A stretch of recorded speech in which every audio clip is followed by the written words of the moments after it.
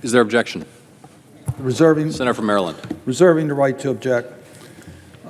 Mr. President, it's interesting. Earlier today, there was a large bipartisan group of senators that met with President Zelensky of Ukraine.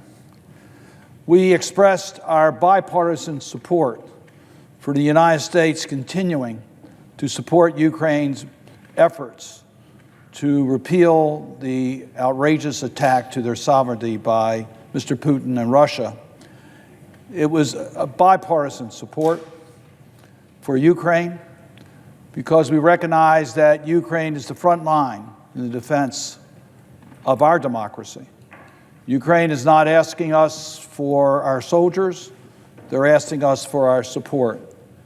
So I want to start in my concerns of the unanimous consent request offered by the senator from Utah, that the support for the defense of Ukraine enjoys overwhelming bipartisan support here in the United States Senate.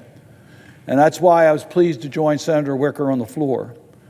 When the supplemental funding bill came up for a vote, 79 senators, Republicans and Democrats alike, backed it. Why is that? It's because most senators understand what is at stake. It's because we understand that Ukraine is not only fighting for themselves, they are fighting for the entire Western world. It's because we understand that if Putin is successful in Ukraine, it will endanger our security interests and those of some of our closest European allies. Yes, they're asking for the financial and military support. Their success, Ukraine's success, will help make it possible for our soldiers not to be in another war in Europe.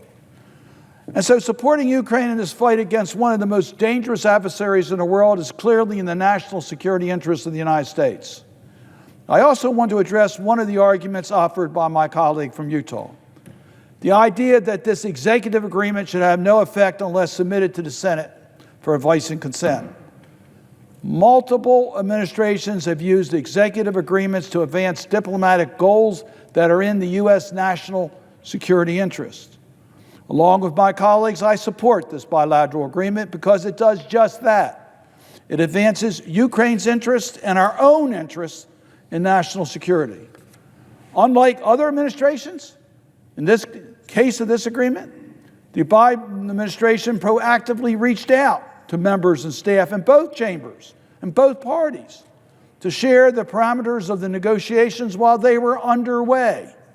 They solicited reactions and input from Congress, and they took some of our input in regards to the final negotiations.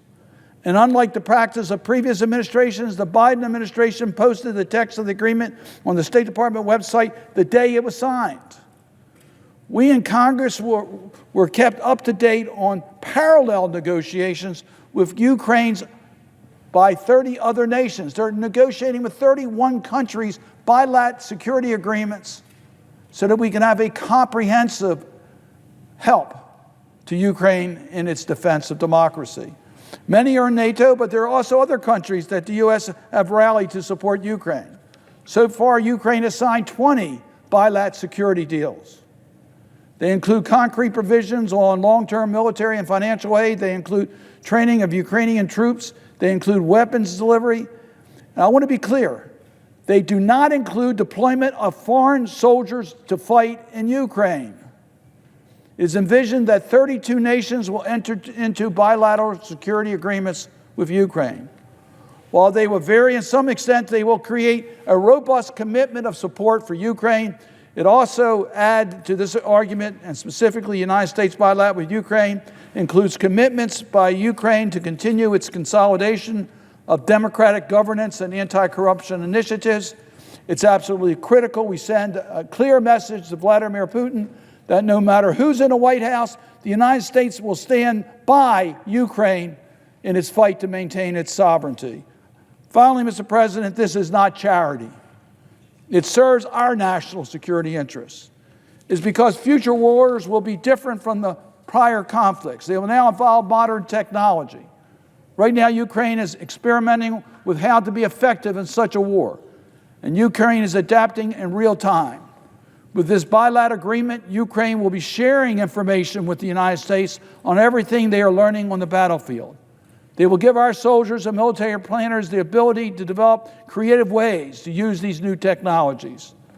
This agreement strengthens our national security. It strengthens Ukraine, and it strengthens the resolve of allies looking to the United States for leadership on the global stage. For all these reasons, I object to the unanimous consent request. The objection is heard.